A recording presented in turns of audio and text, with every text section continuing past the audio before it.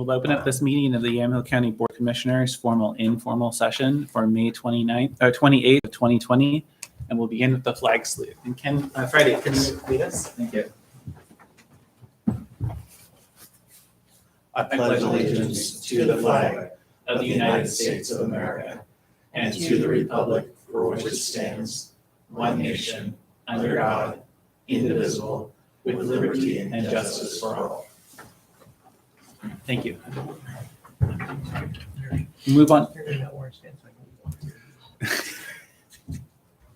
We move on to public comment, and due to COVID-19 and social distancing requirements, we encourage anyone wishing to submit general public comments or comments on agenda items to do so in written format by email at bocinfo@co.yamhill.or.us or by mail at 535 Northeast 5th Street, McMinnville, Oregon 97128. Any comments received prior to the meeting will be shared with the Board of Commissioners and submitted to the record. And I believe that we don't have comments today. We move on to the consent agenda, item D, and we have none. We move on to item E, which is old business, and we have none. We move on to item F, which is other business.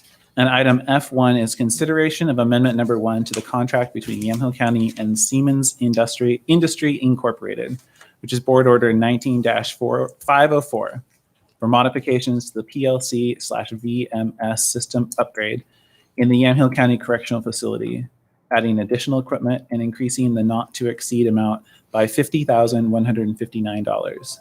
And Commissioner Olson, do you have anything you want to add? Maybe Ken will have some comments. My only comment is when you get into a project that big, you're going to have those kind of changes. It's like when we built our public works building, and for the total amount of the contract, a $50,000 modification to put in better cameras and relocate cameras and take some cameras out. I'm not opposed to that at all, because that will happen, definitely happen on $1 million project. Yeah. And Ken, do you have anything you would like to add? I don't, other than, just recognizing that I think, recognizing that we've already had to do some transfers to this fund. Yeah. So it's something I think we're going to have to watch on what these, as the project's going along, because there's only, we had to do transfers, doesn't give sufficient enough funding to even do this project in the first place. So it's something that we'll continue to monitor. Yeah. A question on these change orders, Ken. For this, since it's such a big project, do you or Christian look at the change orders before they're approved? Actually, this doesn't come to me. I reviewed it, I discussed it with the sheriff, he explained to me the proposals. The need for the additional cameras after they've done their walkthroughs, and as he said, they needed a couple other places, and that's what this cost reflects. Okay, yeah, I just wanted to make sure that somebody like legal or administration had. I would look at it to make sure that it's a legal document. I would look at it to determine whether. It's appropriate or not. Yeah. And we have to rely on the experts when it comes to the security of that facility. So if the jail commander, is, he's ultimately responsible for the security of that facility, and the sheriff. So I'm going to rely on their recommendations on whether or not the additional work is warranted or needed. Yeah.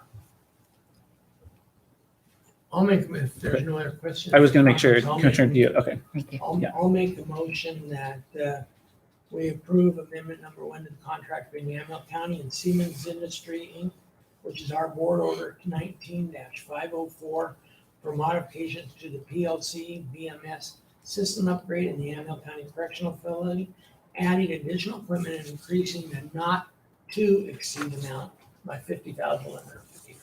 All right. Thank you, Commissioner. All in favor signify by saying aye. Aye. Any opposed, same sign. The record show unanimous approval of item F1.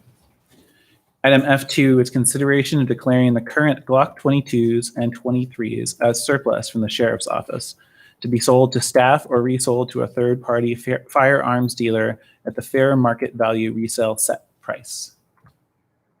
I have a question. So Ken, these are replacing, because we saw that there was a request to replace all of the duty firearms. So these are the surplus from that. The sheriff's office is going into a conversion. So this is surplusing this equipment because they're bringing in the new service weapon. Okay, thank you. I would like to know, Ken, and, or I can pass it on to the sheriff, I guess, that when these are sold, the 22s and 23s are sold, what revenue would that the sheriff's department is getting from these when they're all sold? Because it says in here fair market value, so I'd like to see what they're sold for. And just to remind, because when the original proposal came forward about purchasing the firearms, one of the things that the sheriff did say is to offset the cost of the purchase is going to be the sale of the surplus firearms is going to help offset the cost of the new purchase. So Right. It's something that I can pass it along to the sheriff, and I'm sure it can be more than happy to. I think it's more of informational. I mean, it's not neat because I know it's offsetting the costs of the new firearms, but it would be nice just to know the value or know what we got out of the firearms. Okay. Any other comments or questions? I would move approval of item F2. All in favor signify by saying aye. Aye. Any opposed, same sign. Let the record show unanimous approval of item F2. Thank you, commissioners. And item G is public hearings, and item G1 is planning docket number G-01-18, which is the Yamhill West Sider Trail remand with written testimony and evidence only. And I'll reopen the hearing, which is a continuance from May 21st of 2020 at the point of staff recommendation. Yes, sir. There are a few things that I'd like to mention before I get into the recommendation. I understand that people are upset and frustrated during these uncertain times. And unfortunately, that seems to have resulted in the vitriol increasing during this hearing process. I was dismayed by the accusations by some of the opponents that our office was withholding testimony in this process, and I can just say that's not true. We have not suppressed testimony going to the board. I was heartened by the offer by both Ben Van Dyke and opposing counsel to look at alternatives. I wish this offer had not been preceded by a long list of accusations against the county, but I take the opponents at their word that they wish to discuss alternatives. While I believe that's something that the board should explore, it doesn't really affect these proceedings. As for the recommendation, we have over 700 miles of roads in Yamhill County, and most of these roads cross farm or forest land at some point. County roads allow people to drive, walk, ride bicycles and motorcycles on roads that cross farmland. I mention this because if we were having the spray conflicts described by the farmers related to the trail, we would likely have those same issues on other roads. However, the use of existing roads does not appear to be causing the significant impacts described by the farmers on surrounding farmland. Secondly, I do want to emphasize that this is a multimodal transportation corridor, and the idea of its use has been around for a long time. The concept of using abandoned rail corridors was in our original 1996 Transportation System Plan. The use of this corridor was adopted as a priority in Carleton's Transportation System Plan. And in Yamhill County, they adopted as a specific use in 2012, and it was part of the 2015 update to the County Transportation System Plan. With this present application, we're just talking about developing 2.8 miles of rail corridor to be utilized as a trail between the cities of Yamhill and Carleton, and I don't consider that to be a regional facility. These cities are ones that I should note share a combined school district and have students commuting daily between the two cities. This would provide an additional and safer option for them to travel to school. In addition, this is not a new idea that has never been tried. If it was, I'd be more reluctant to support it. It's an idea that has been tried and one that has been successful in many parts of the state, including counties adjacent to ours that have very similar, if not identical, farm uses. From what I can tell, those jurisdictions have developed far less infrastructure to support the trail than what Yamhill County has promised to do for its farmers. Lastly, this issue has been characterized as a win-lose. If the trail wins, then the farmers lose. I don't think it has to be that way, and I know it doesn't have to be that way. It does not need to be a win for the trail and a loss for the farmers, and the county has presented conditions to try to make sure it is not a win-lose. These conditions are also designed to keep the dialogue open so it is not a win-lose. I think these conditions are extensive and try to address issues identified by the farming community. And again, I'm heartened by the talk of further talks with farmers. Based on the testimony and evidence in the record, the potential impacts to farm uses identified can be minimized through appropriate conditions, design, and management of the facility. Based on the findings, this facility meets the conditional use criteria, and with conditions, it would not significantly change or increase the cost of accepted farm or forest practices on adjacent lands. Therefore, staff recommends approval of this application with the 8 conditions listed in the findings. Mr. Chairman. Okay, thank you very much, Ken. We are past the staff recommendation, so we enter deliberations now. And I asked for thoughts. Sure about that? Yes. I always want to hear what you have to say, even if I think I might know what you're going to say. Okay, You know thank that. you.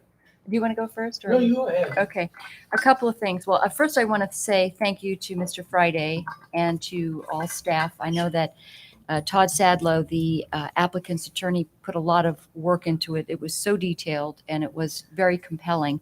And I do want to say that I appreciate all the work that everybody has done on this. On the way in here, I spoke to a pastor who said, "Do you recognize me?" I said, "Well, I don't recognize you in your spandex." And he said, "Did you know I was a biker?" It was Pastor Joubert. And he goes, "This doesn't have to be a win-lose, as you said, Mr. Friday. It can be a win-win for everybody." And I've long maintained that going into, it's almost like we're watching the battle of the Carhartt and the spandex outside, but there can be sort of a confluence of agreement on trail is good. Perhaps this might not be the best place for it. In the findings, Mr. Sadlow referenced another land use situation, which was Riverbend. And I think what we found with Riverbend in that decision was that it was not compatible for that use in farmland. We're seeing the fallout of that many years later. And we're seeing that the governing body at that time, in their wisdom, thought that siting a landfill there was really going to be able to work out. This many years later, with litigation, with ill will in the community, it's pro-landfill versus anti-landfill. We're seeing the same type of division in our community over the trail. So for that, I say we've got ongoing litigation. We've got the fallout from this, which is costing enormous amounts of money in what we're paying for staff time, that staff doesn't have the time for it. I think that a trail is a good idea, but I don't think this is the right place for it. I think that all of the mitigations that were suggested here are really not going to cut it. And I would argue simply on one of them, and that was the fence. A fence isn't going to cut it. Anybody who's had livestock on the other side of a fence with domestic animals, I watch this every day at home, and dogs are running back and forth, chasing horses on the other side, and it is an issue. So we've got that. We've got the spraying, which you can really, argue is, Todd made a great argument about whether spraying on other people's property is even something we should even talk about. But I think there is another alternative to this, and I think it's out there. The information is out there, and it is somebody who suggested using the property along 47, which a lot of farmers would be in agreement of, along the road, which they also, have lost that property anyway for the most part. So there are options. I don't think that this is the time for us to continue to spend money on something like this when we are facing enormous budget constraints at the county level. So the justification for this is just not there. I think that once again, I would vote against continuing this at this particular time. Okay, great. Thank you, Commissioner. And I appreciate hearing your thoughts. My comments on it is, I don't know if the complete length of the trail will ever be completed. I look at the segment that's under discussion now that we're talking about, and I believe that segment, I believe the corridor is the correct place to put that segment, but the tying together of Yamhill and Carlton and making sure we can ensure safe transit of our students and kids from town to town, I think this makes all sense. I don't buy into the point that it's like Mr. Friday said that, it's not a regional. I think when you're talking 2.8 miles, you're not gonna have people from Portland, Eugene, and everything come just to ride 2.8. I think it'll be mostly local use. Now, I could be wrong, and maybe I am, but I believe it would be local use. I also believe that this is a way that we talk about putting one next to a highway. That's fine. I could tell you probably right now, since I've been on the commission, and my chances of ODOT allowing, whether it's on their easement or the farmers allowing the trail to go next to Highway 47 is a non-starter. I think I'd love to continue discussing it, but I think it's a non-starter. I also believe that this could be a win-win situation. And I really appreciate the Van Dyke's offer to continue to look at this and look at resolution and another resolution. But I think it's important that we don't lose the momentum we have on the trail so far, and we move forward with this segment of the trail. Whether the rest ever gets developed, I don't know, but we move forward with this segment of the trail. The idea that we're going to have a lot of homeless and campers there, this is not an urban trail. I expect it'll be much like what the Salmonberry Trail is going to be, much like what the Banks Vernonia Trail is going to be, and I think they can coexist together. So I guess that's the only comments I have. I appreciate especially the comment about believing that the two different uses can coexist in the same space, because that's one that I keep coming back to is can these two things coexist?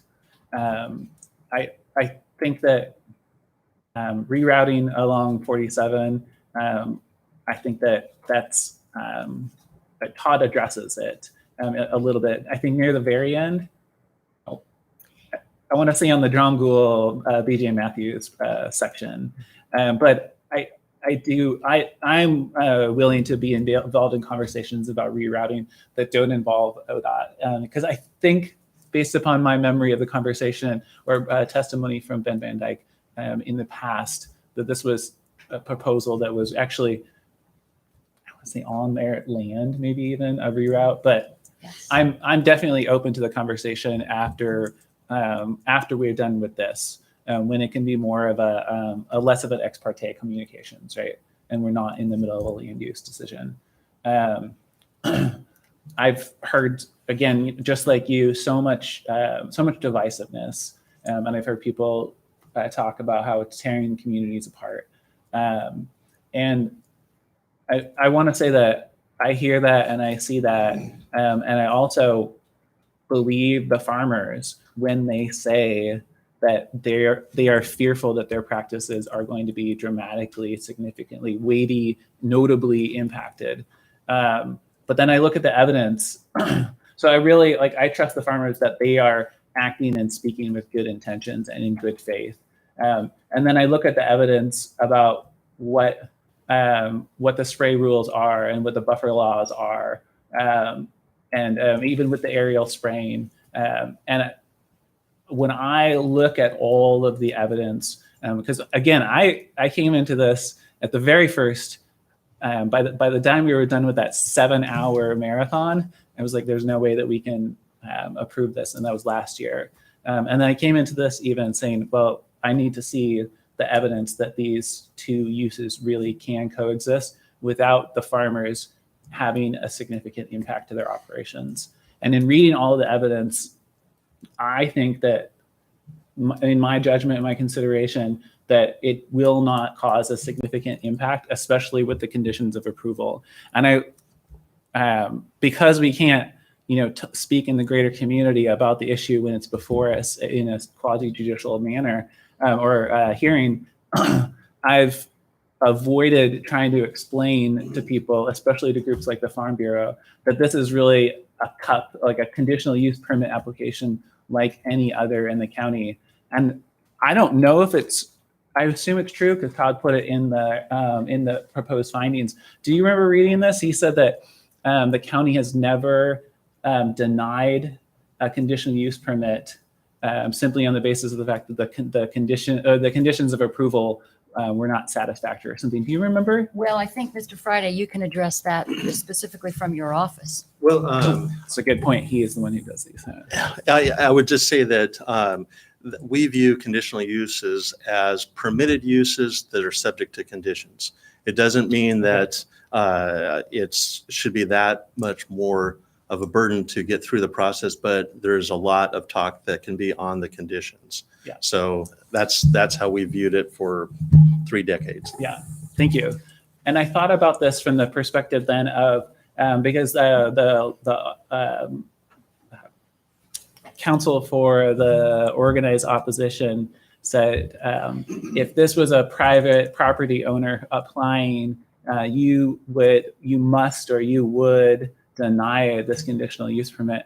And so I took that as a thought experiment challenge. And as I was reading through the proposed findings, I was like, if this is not the county as the applicant, if this is a private party proposing this facility, which it's hard to do that, like admit, I don't think I did it fully, but I decided that in my head, if it was totally a private party who was applying to do this, that I would approve it because that's what I've done in the past.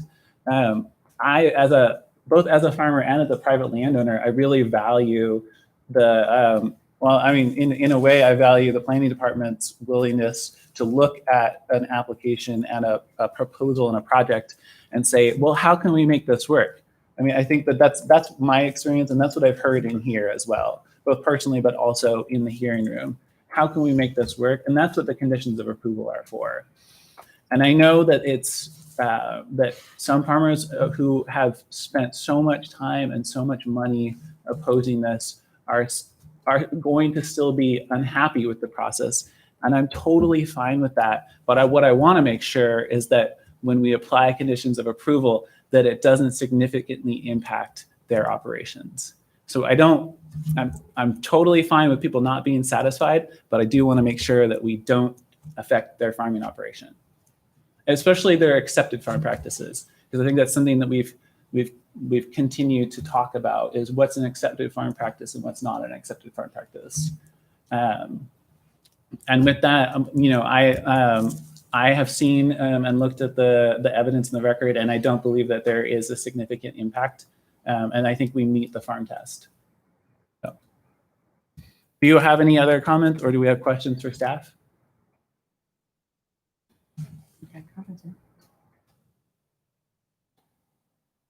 I guess one other comment I will make is that, all my years of government experience in the last 33 and a half years as county commissioner, I've always tried to take the approach, and I look at some of the science, but nothing like Commissioner Kula does. But I always try to take a road and say what's really best for the city, what's really best for Yamhill County. And even though we have all the farmers who they feel it's not the best for them, I am taking the approach that what is best for everybody in Yamhill County. It's evident that there are several farmers who are for the trail, that we've gotten testimony from several farmers that are for the trail. And so I think this is one of the more controversial things I've ever dealt with, at least the most controversial of the county. Mm-hmm. But I have to give faith to the farmers that, yes, that they do know what they're talking about, but I don't see the farm impact. The farm impacts mean anything that cannot be overcome through the conditions that Mr. Sadlow listed. So I don't have any problem with that. I would just, Yeah, I wanna make sure. just to wrap it up and not to Yeah. belabor it, I think that when we, again, to go back to the landfill, that there are uses and then there are the circumstances which make those uses ongoing, continuing to be problematic. I think when we know this and we've seen it historically in our community, I mean, you can divide the community pro landfill versus anti-landfill. And I see the same thing here. And I think that this body has the opportunity to say we don't need to have that continue in our community. Mhm. I think that when Mr. Sadlow mentioned in his findings or during his testimony, there are 107,000 people in this county. And for 45 people who are not happy with it, I think what we have to remember is that the rule of government or the task for government is to protect the minority, is not to necessarily say what is the common good. That is not the basis of a constitutional republic. The basis of a constitutional republic is that government protects the minority from the majority.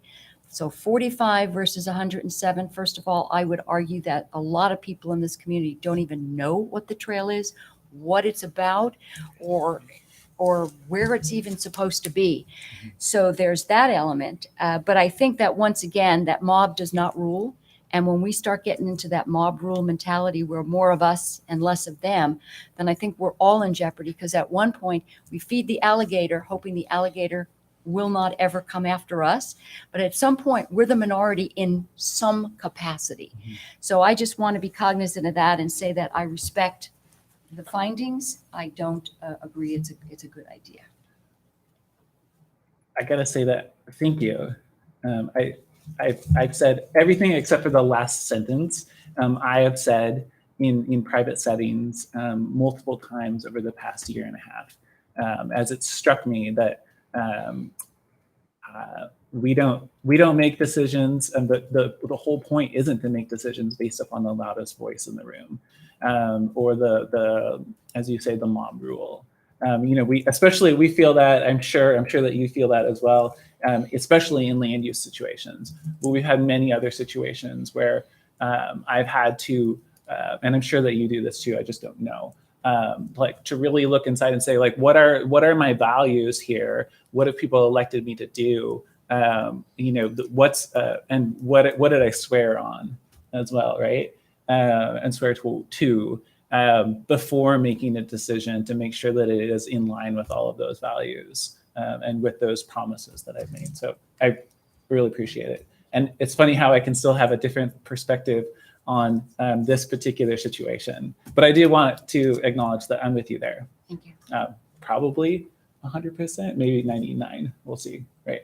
But I want to really echo as well what Director Friday said about we have examples all around the county right now of farmers working adjacent to the public. And I see this from the perspective, again, of does this meet the farm impacts test? And I think that examples from around the county of farmers working up against right-of-ways where people are and successfully working are examples that lead me to believe that we do meet the farm impacts test here. And I want to note too that, so I'm a farmer. I've had people put farmer in quotation marks, and I'm okay with that.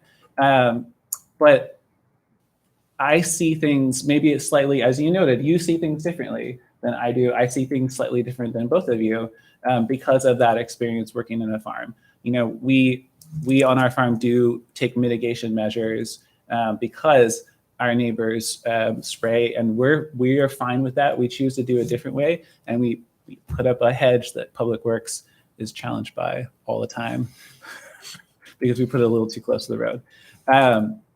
But what I've seen consistently is that Yamhill County farmers are creative and they're innovative and they have good soil and they know how to work really hard.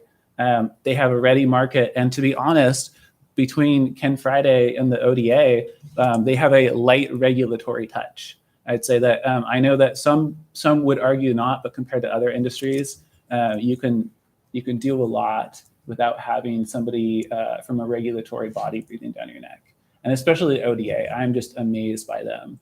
And I know that in this situation, farmers who are along the trail who are fearful that their livelihoods are at risk, I know that they will be fine because all of those components still exist that make them successful. So I guess I would, at this point, unless there are further comments, I would entertain a motion. I'll make a motion that we, after hearing the staff report, that we approve, planning document G-01-18, Yamhill West Center Trail remount, and that, we let the application go forward. All in favor, signify by saying aye. Aye. Any opposed, same sign. Aye. Let the record show.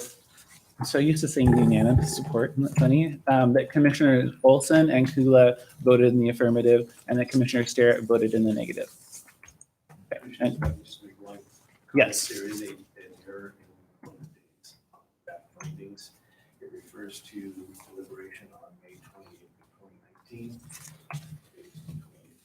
2020. Correct that in the final draft. Okay. Presented to you for signature. Thank you. I actually had a note of that, and I totally forgot. So you will have, the draft findings are available, so there will be another day when we No. approve, No, or we're ready to go. yeah, you approved. Okay. These are the findings unless you are proposing to amend them or change them. No, I'm comfortable with the findings. So we'll just update the draft order. Great, thank you. All right, thank you, Ken Friday. We'll move on to item H, which is announcements. And a lot has gone on, commissioners. Real quickly, I just wanted to ask, well, first of all, just an update about phase 2 and our Yes. application. And so I had spoken to Lindsay about what we're going to need to do, and we're just going to basically give them some data. Mhm. But I asked Jody, do we need another application prior to the 21 days? And can we apply prior to the 21 days so we don't have to wait for that? So she said there will not be another application process. The criteria will be released soon. So in other words, they're not sure, other than we don't have to do an application. I'm assuming we're just submitting data. You know, my Yes, question that's really what I went on that meeting with the ERT, with the Regional Solutions, Yeah. is that it became pretty apparent to me that, I'd say, number one, the guidelines haven't been released. They're just being formulated now, and that I think that 21st day is June 6th or June 7th.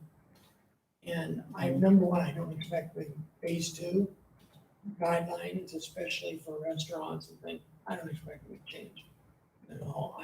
Or they'd be so minute, they're not gonna make a difference.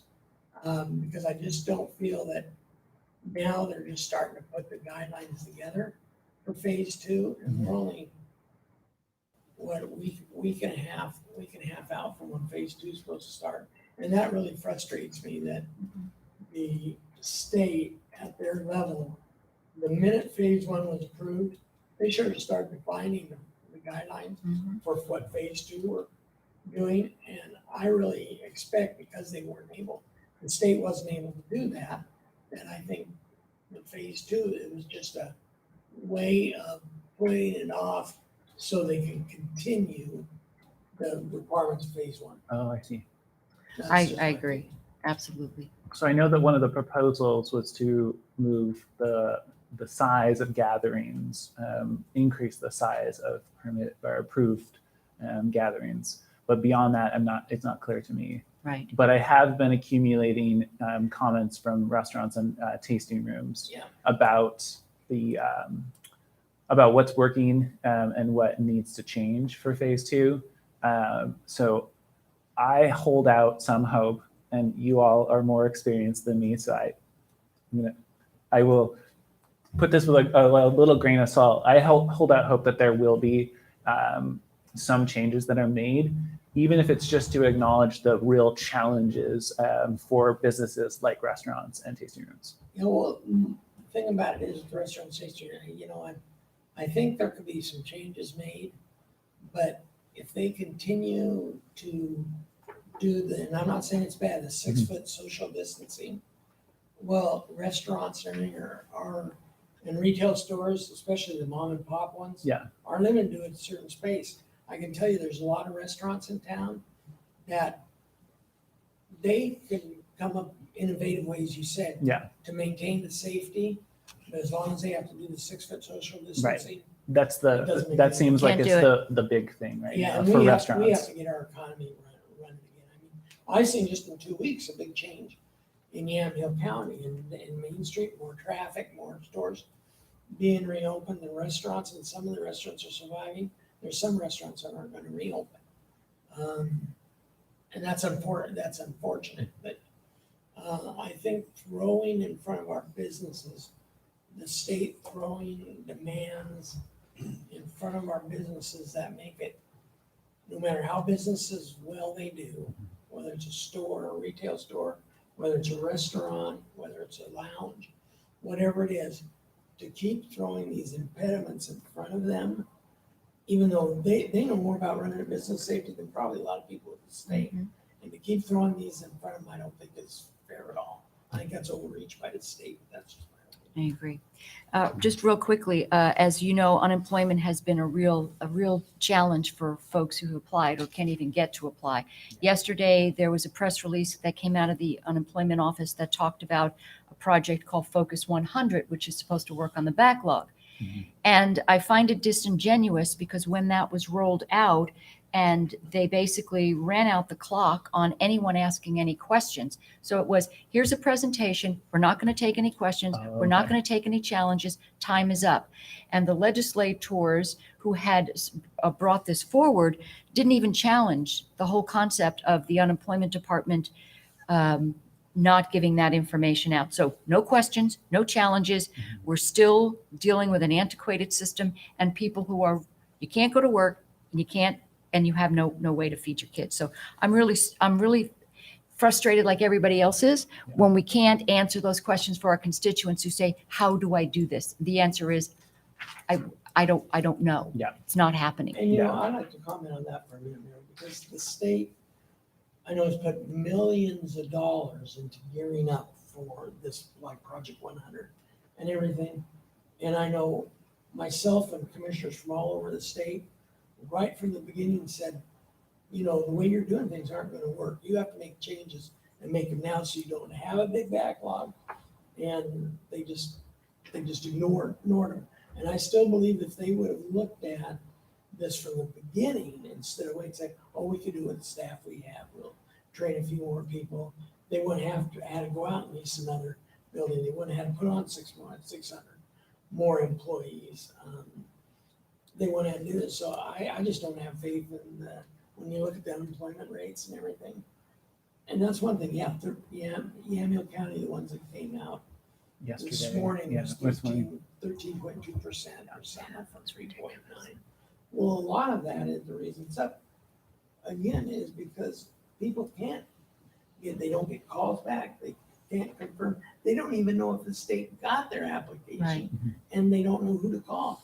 When we had that gentleman that we were working with, he had just filled out an application wrong. It took Jerry Wilson from our veterans did a great job. We had a couple of senators and the deal. We started getting emails back from everybody just to find out that this gentleman just did 2 boxes on his application wrong. Nobody ever called him and says, hey, No. you need to correct these 2. No. So Well, I noticed, so I also have been, working on, it's funny, 'cause since we don't work on the same projects, I just assume that you're working on the same thing and you're working on the same thing, since that's one of our screening challenges, I feel like, in the county, is getting people their unemployment benefits. But I want to say that I really commend our legislators, our legislative delegation. They've been very responsive. Yes. When I've sent people on to them, like, hey, can you help this person who thinks their form was blank or whatever? And I will get a response that said, got it, I'm working on it. And while it's, in a way it feels a little bit unfair because it's individuals, each one of them getting their benefits or getting clarity about their benefits essentially rescues that family or that life, right? Just to get those benefits. So I want to say that while I see the legislative delegation and what they're doing, and I see Jody Christensen and what she's doing, I also want to acknowledge that thank you for being champions for Yamhill County people. Yeah, one thing that I'll say, and I can't remember if it was Representative Gomberg or if it was Senator Roebland that said it. It is pretty bad when you're a state legislator, either in the House or Senate, and you call one of the department heads you know, like at ODA Yeah. or anything like that, it doesn't make any difference. And they won't even respond to the legislators. That's getting pretty bad. Well, I appreciate Representative Noble's office and Representative Post and certainly Senator Boquist. They have been really responsive. Boquist has been great too. And they Yeah. have just been out there, you know, struggling and fighting. So I appreciate that. I think we have to remember that the state had $85 million to fix this problem years ago, and it didn't happen. And now Mhm. we're seeing, unfortunately, people are struggling, and And they're still sitting on $85 million. and they're still sitting on $85 million.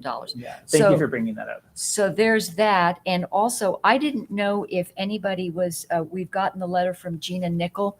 Do we want to send a specific letter from our county? Thank you for asking. Or do we want to, I'm not really sure at this point because they're obviously been responsive as AOC. They've needed some nudging. Mhm. But do we want to send a specific letter, county specific, or do we want to just have AOC do this on our behalf? Well, I would say personally, sorry, you were No, opening go your ahead. mouth, but go sometimes I just defer to you and I should. I sent Gina an email right away. I think she sent her email out at like 5:15 in the morning yesterday.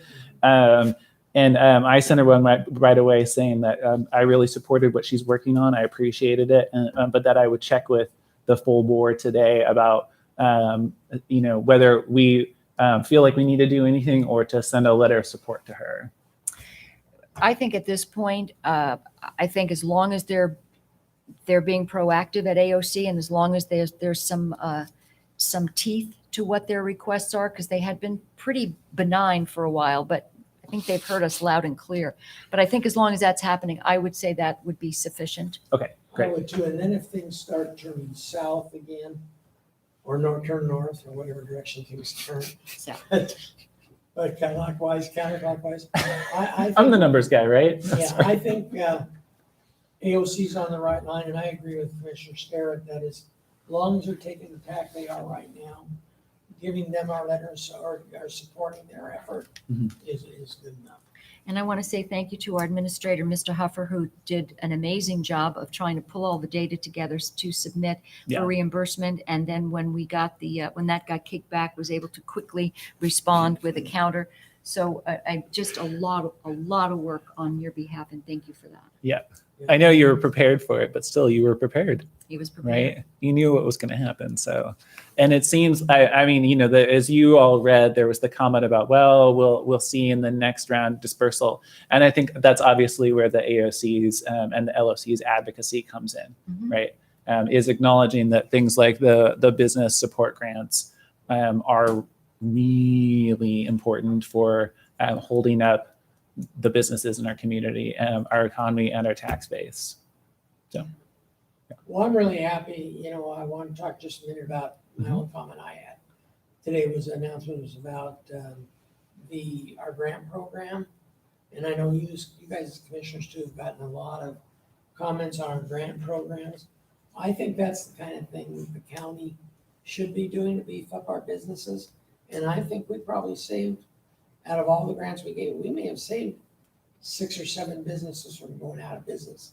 And I think that's important that we play that. And I think it's also important that we speak for all the other businesses, that we ensure that they can get the aid Yeah. they need, whether it's through the state or, because even though Multnomah County and the city of Portland, Washington County were direct from the feds, I just have a gut feeling, maybe it's a governmental gut feeling, that with this letter that we got, you know, that's saying, and Ken Reese did such a good job of resubmitting, you know, the thing, that they're gonna find a way that some of this funding that's for the small counties and cities, some of this funding is gonna make its way into Multnomah County and the city of Portland.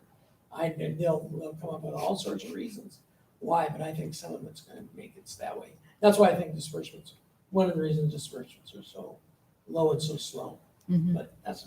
Well, along those lines, the one thing that I'm starting to hear from businesses is that the ones who received PPP forgivable loans are now pretty concerned that it's going to that they will not, the SBA will not deem them to be sufficiently eligible for the forgiveness. So that's one that I'm keeping an eye on, and I've communicated to our congressional delegations, field reps. So especially there's the option of, I think it's the extending the window of using it from 8 weeks to 24 weeks is a proposal that's out there. So. And that's a concern because at the bottom, at the end of the day, it's basically still a liability, a Yes. financial liability. And the other thing Yeah. I was so frustrated to see was OLCC said, okay, we're going to put these mandates. State says we're going to put these mandates on you for spacing and for capacity. And then if you want to move your tasting room, Expansion. expand it out to the parking lot or something, you've got to go through an OLCC application process. So it's sort of like the state's perspective is the best time to kick a man is when he's down. And they keep kicking him and kicking him. And I don't know, at one point, I've heard from a number of people, and it's heartbreaking because these are people in the community that you know and probably have frequented their establishments that have emailed me and said, I can't do this. I'm done. I'm closing up and I just can't jump through these hoops anymore. And you know what? That's a crime. Well, and you know, and I feel some way, and I'm in total agreement that you've heard it at the federal level and you've heard it at the state level, is that you don't want to waste a good crisis. Mhm. So, and I think that's what's happening, especially at the federal and now at the state level.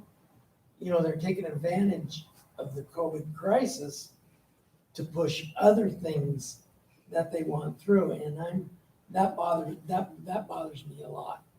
Because I think that as an adult, my feeling is as an adult, if I want to go into a place, I'm taking the risk. That's my Mhm. risk. You know, I wear a mask when we go out to the supermarkets, but that's my choice. If I don't want to go into a restaurant, that's my choice also. But don't tell me I can't go in. I agree with you. Thank you. Yeah, thank you. Thank you for those updates, especially because I actually forgot the one about AOC. I did hear some comments from, one more comment from Commissioner Morgan in Josephine County and Commissioner Hall from Lincoln County Mhm. that were really interested in the town halls we do twice a week. Because they're saying they've heard that we've had state legislators on there, we've had the federal involvement on there, we've had business involvement, we've had government involvement, and Josephine County, I guess, is going to try to implement the exact same thing. Because there's one of the things like never waste a good crisis. I have to admit that some of these Zoom meetings is the most involvement I've seen with everybody working together. Yeah, One Yeah. thing, and I think that's one thing that hopefully some of that will carry over after we're out of this, yeah, because you get everybody together and everybody's hearing what everybody else is saying, and it helps develop a good partnership. And there's no Yeah. excuses because everybody can be on the phone or in front That's of their right. computer. it's true. I mean, I've really appreciated having all those business leaders on the calls. That's been great. You know, they hear so much from more people than we ever can. So So, yeah, it's also for me. I really appreciated them because it demonstrates the level of commitment from our legislative delegation to the county. You know, sometimes it's easy to forget that they represent us Yeah. too, the way that Representative Bonamici represents us. So, I and then we wish- can actually poke them on things. We're so fortunate in Yamhill County that we have such an excellent staff. And we built over last year such an excellent management staff that it's no surprise that Yamhill County is known as a county that's progressive. They'll undertake things that other counties won't undertake. And I really appreciate staff because the work they put in since the COVID virus, even before, but the work they put in the COVID virus, when you talk about the COVID virus, when you talk about labor negotiations, when you talk about land use issues, when you talk about public works issues, everything together. We're very fortunate to have the staff that we have. I agree. Here.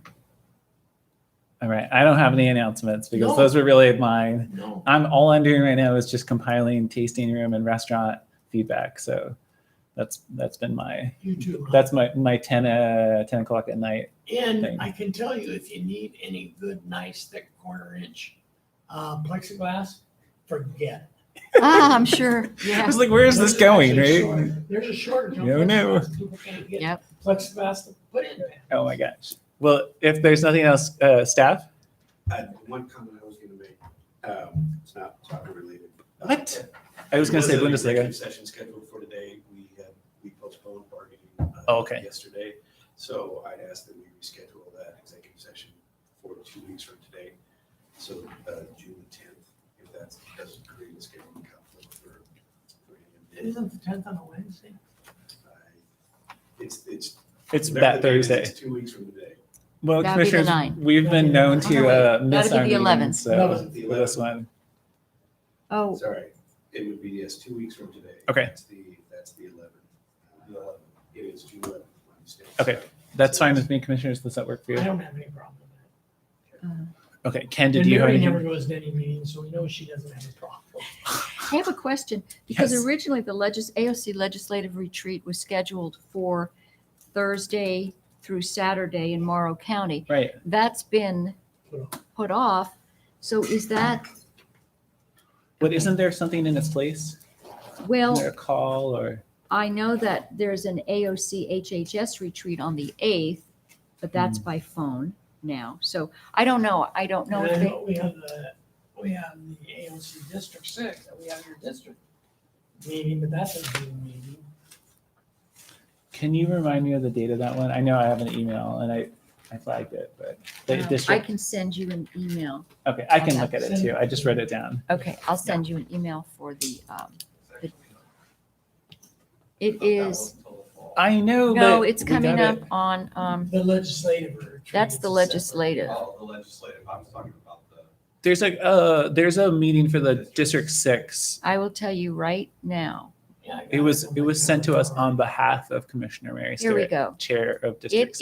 is on June 8th. From, 1, 3. oh, okay, yeah, that's the one, 3 to 4:30 Okay. 4:30. on the 8th.